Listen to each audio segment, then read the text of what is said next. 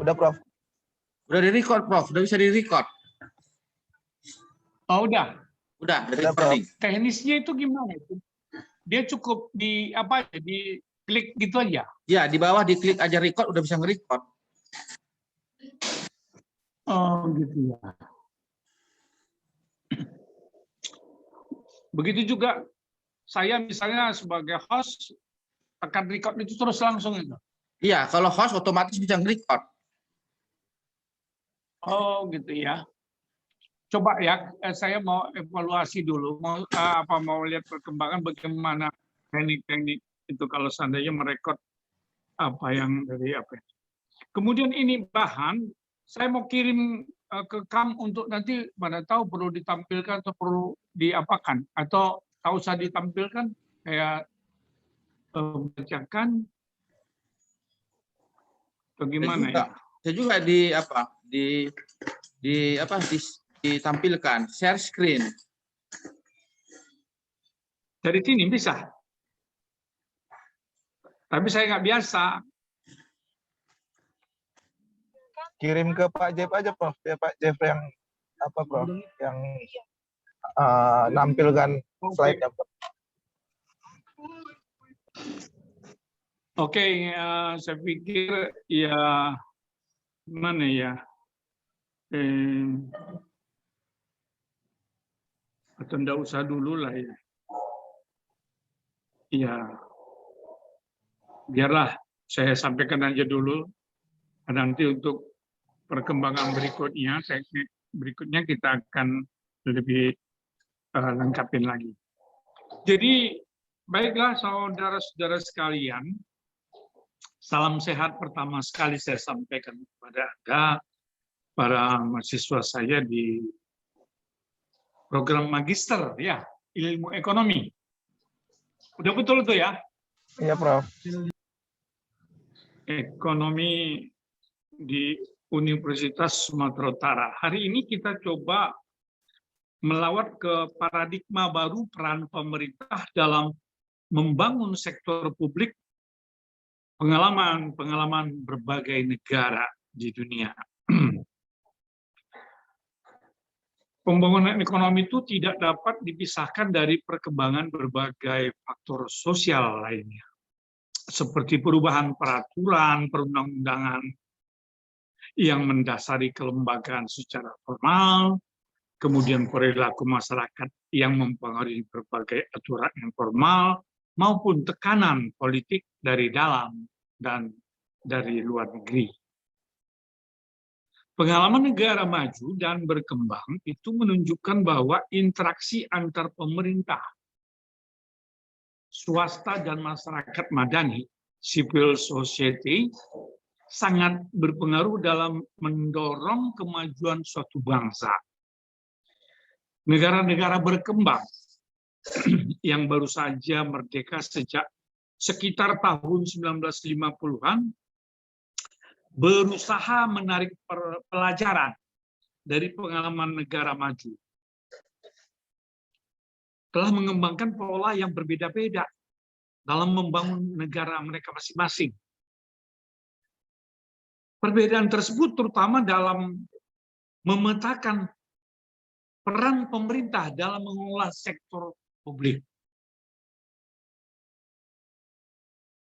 Di bahasan kita hari ini,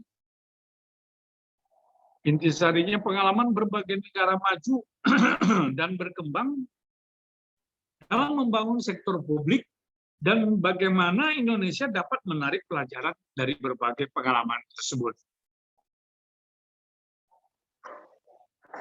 Baik, yang pertama, mengapa perubahan peran pemerintah diperlukan? Salah satu faktor utama yang mendorong terjadinya perubahan peran pemerintah di berbagai negara adalah kekecewaan rakyat terhadap kinerja pemerintah dalam mengelola sektor publik.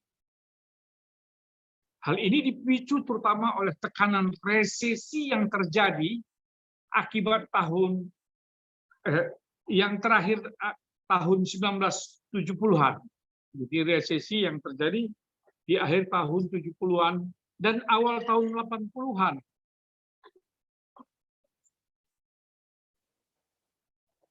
Padahal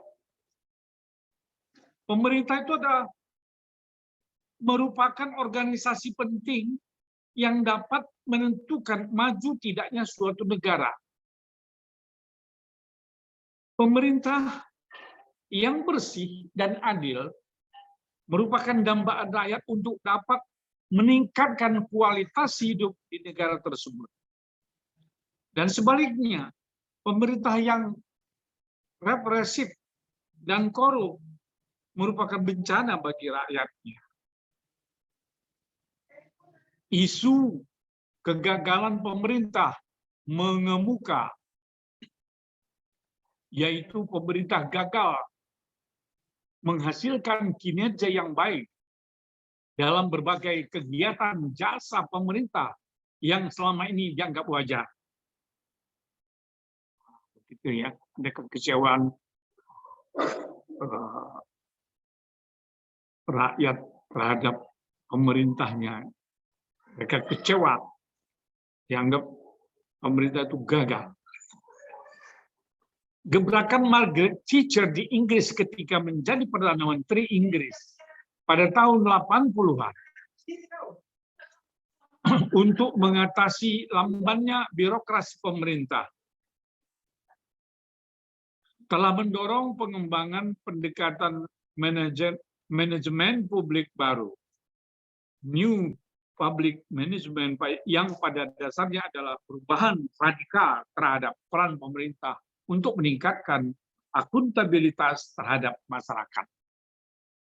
Contoh perubahan radikal di Inggris telah mendorong perkembangan di berbagai negara Commonwealth lainnya dan kemudian menyebar di seluruh dunia, baik secara individu di masing-masing negara maupun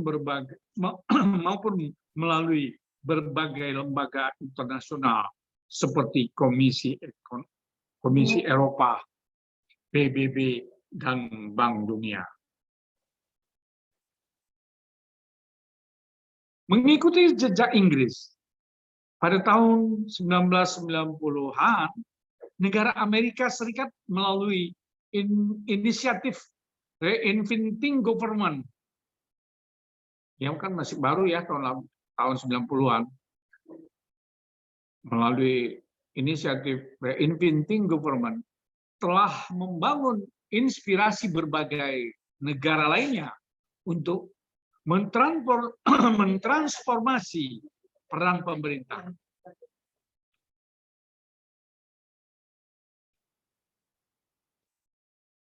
Keberhasilan Amerika Serikat antara lain dibuktikan secara kuantitatif melalui survei tentang kepuasan masyarakat terhadap jasa pemerintahan pada awal tahun 1990-an menunjukkan titik terendah kepercayaan masyarakat, kemudian meningkat dengan tajam setelah dilakukannya perubahan mendasar dalam peran pemerintah di negara tersebut. Namun, terdapat perbedaan mendasar dari pengalaman Inggris dan Amerika Serikat, yaitu Inggris memerlukan waktu yang lebih lama karena Inggris, ya, ide perubahan di Inggris baru dapat diterima setelah sekitar 10 tahun pemerintah mendorong perubahan tersebut. Jadi Inggris itu perlu 10 tahun baru rakyatnya itu bisa menerima perubahan tersebut. Sedangkan di Amerika Serikat hanya dalam waktu singkat, yaitu sekitar 3 tahun, peran pemerintah telah berubah dengan peningkatan kinerja yang drastis.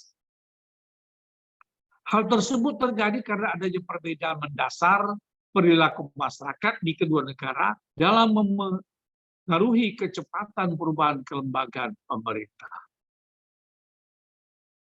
Rakyat Amerika Serikat lebih responsif dalam mendukung perubahan kelembagaan pemerintah dibandingkan Inggris. Setelah perubahan pengelolaan sektor publik di Inggris pada akhir tahun 1980-an, perubahan kelembagaan di Eropa Barat terjadi secara sistematis melalui diperkenalkannya European Monetary Union MU pada tahun 1999 yang menghendaki perubahan mendasar dalam pengelolaan kebijakan moneter dan kebijakan fiskal negara-negara Uni Eropa tersebut. Nah, itu dia ya.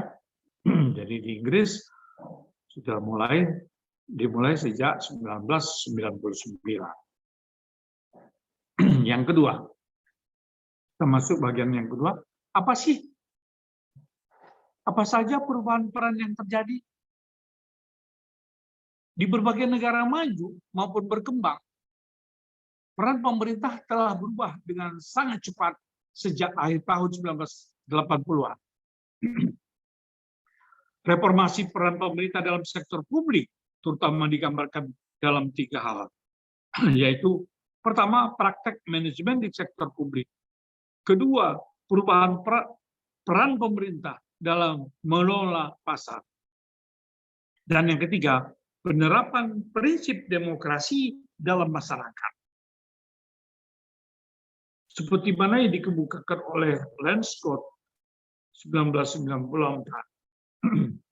Pemerintah saat ini dipandang sebagai bisnis publik. Menguntungkan jika mungkin. Secara eksplisit memperhitungkan biaya jika tidak menguntungkan. Pegawai negeri sipil sudah ditransformasi menjadi manajer. Warga negara memiliki pelanggan atau klien yang secara teoritis memiliki hak-hak konsumen. Jadi seperti itu.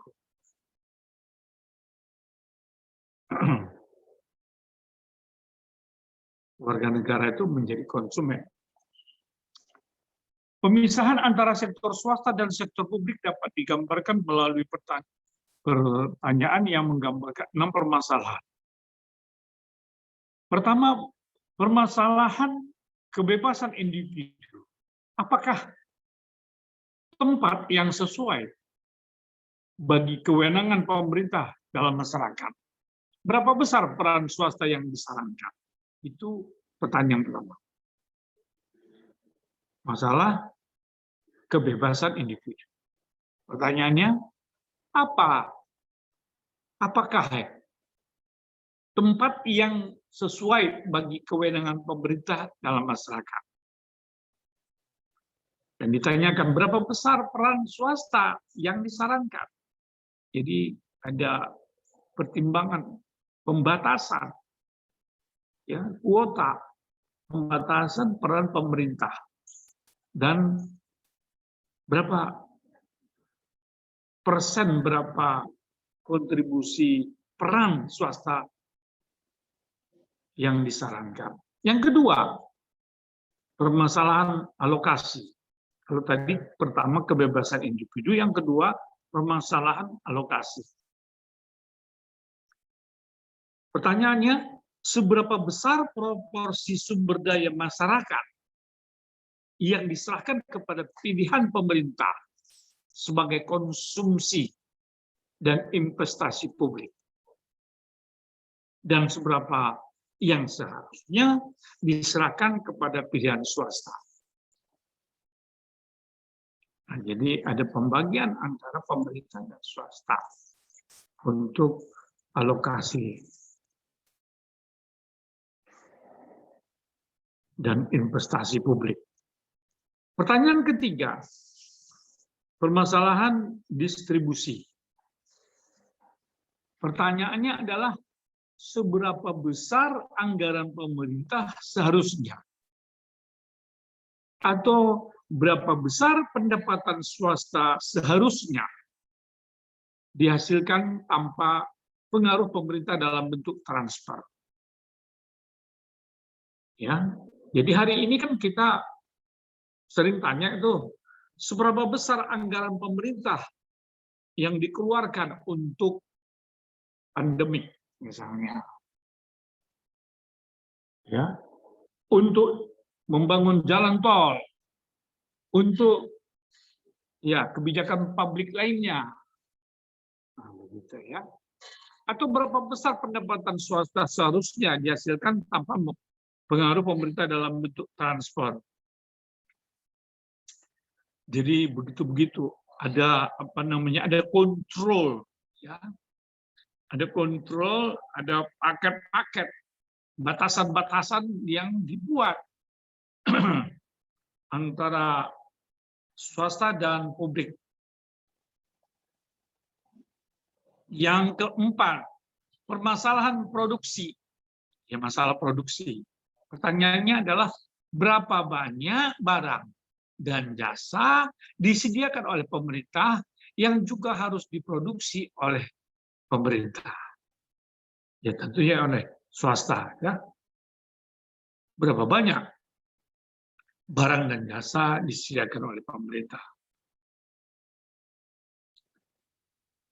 Jadi misalnya maskapai, kapal laut, misalnya kan transportasi laut, begitu juga bus, begitu juga taksi mungkin, ya kan?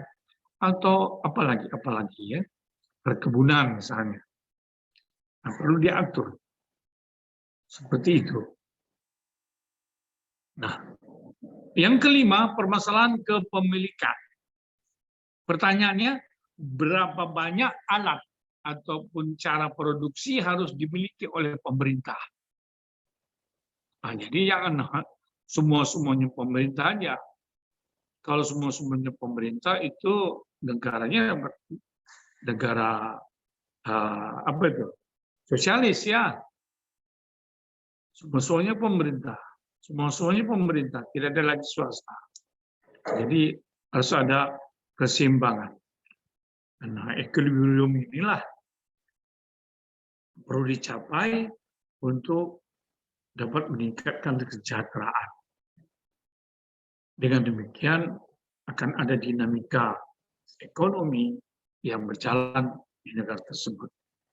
Dan permasalahan yang keenam adalah permasalahan birokrasi. Dalam sisi birokrasi, berapa banyak pekerja yang harus dipekerjakan dalam organisasi pemerintah? Ini saya sudah beberapa kali sudah mulai ini menanyakan, ya, berapa banyak pegawai negeri yang dipekerjakan di kantor gubernur, di kantor wali kota, di kecamatan, atau di dinas A, di dinas B, atau ya PNS, ASN, secara keseluruhan berapa yang harus dipekerjakan, dan tentunya dalam rangka untuk efisiensi efektif kinerja pemerintah seperti itu.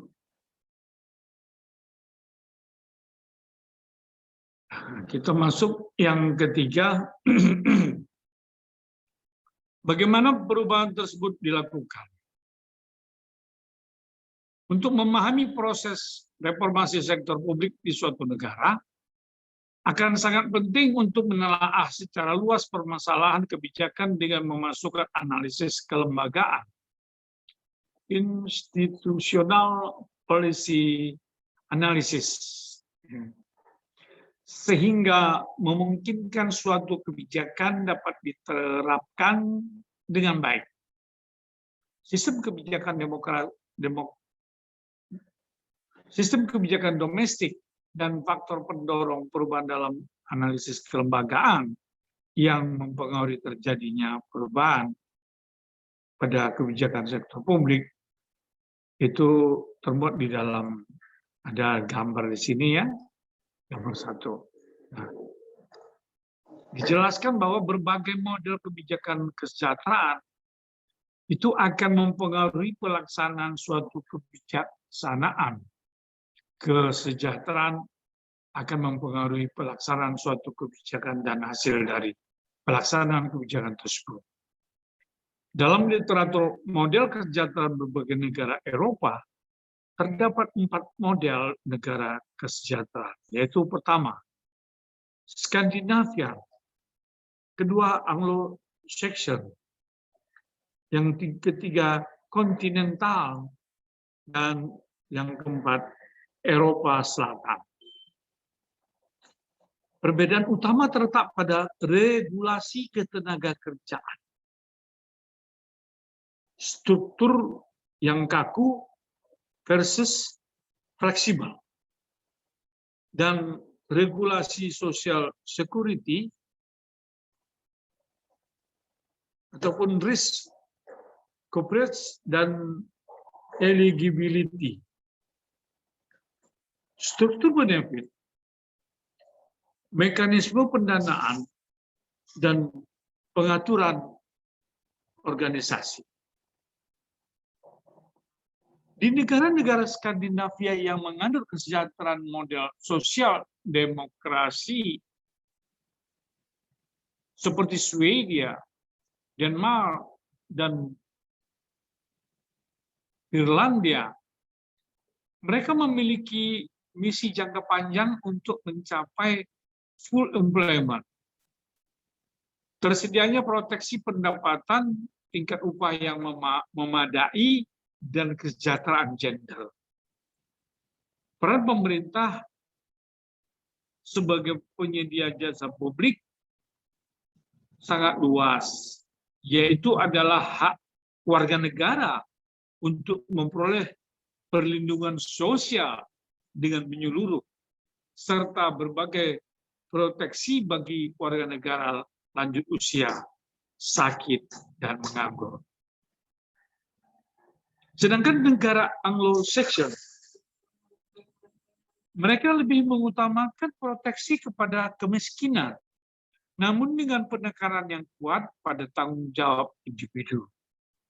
Negara menyediakan akses yang sama bagi pendidikan, bantuan sosial yang ditargetkan kepada pengentasan kemiskinan sepanjang tidak menurunkan etos kerja.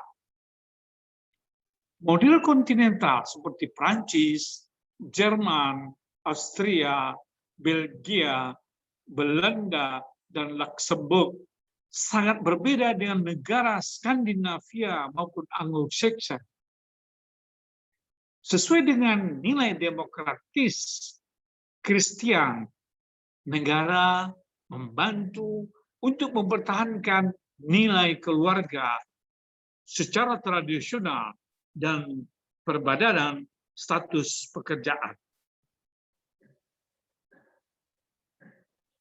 Benefit dari social security dibiayai dari kontribusi pajak, pendapatan dari pekerja dan pengusaha.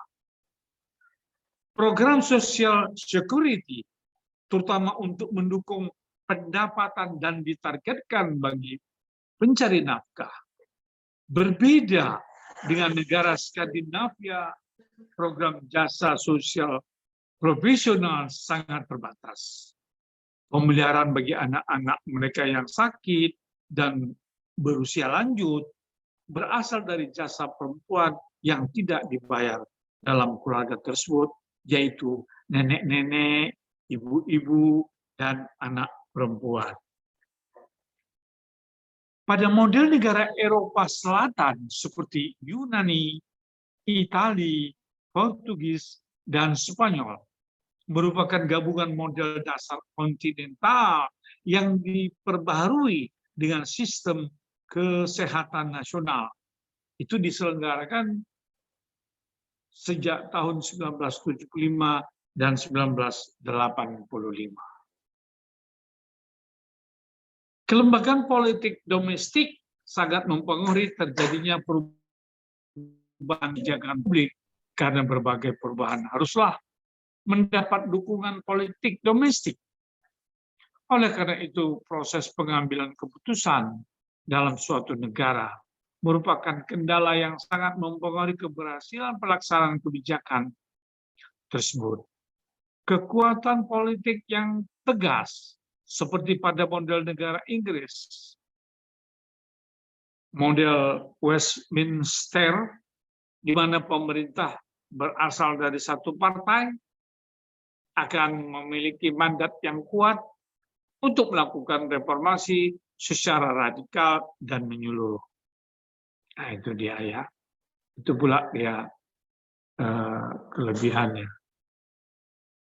kelemahan kalau kita di Indonesia multi partai itu, kemudian ada koalisi, itu lamban jadi mengambil keputusan. Dan mendekati, ya sangat besar peluang untuk korup. Nah, itu bedanya dengan model yang sudah dibangun oleh negara-negara maju ini yang sudah semakin menyempurna. Sedangkan model demokrasi pada sisi ekstrim sebaliknya adalah demokrasi berdasarkan konsensus, konsensual demokrasi, di mana pemerintah adalah koalisi dari perwakilan berbagai partai. Pelaksanaan reformasi pada model ini akan lebih sulit karena proses pengambilan keputusan yang lebih kompleks. Ini ada gambarnya. Nah, nanti kalau apa saya bagikan, mungkin bisa dibaca ya, dipelajari bersama. Bagaimana menurut Anda? Saya pikir saya akhiri penggal-penggal, kemudian nanti kita lanjutkan lagi, atau mau saya habiskan terus? Bagaimana menurut kalian? Waktunya tinggal 2 menit lagi nih, Pak. Oh, 2 menit lagi. Ya ini kan Baiklah. tinggal 2 menit lagi nih, belum tertutup dia. Oke, jadi sebagai penutup sedikit lagi nih ya.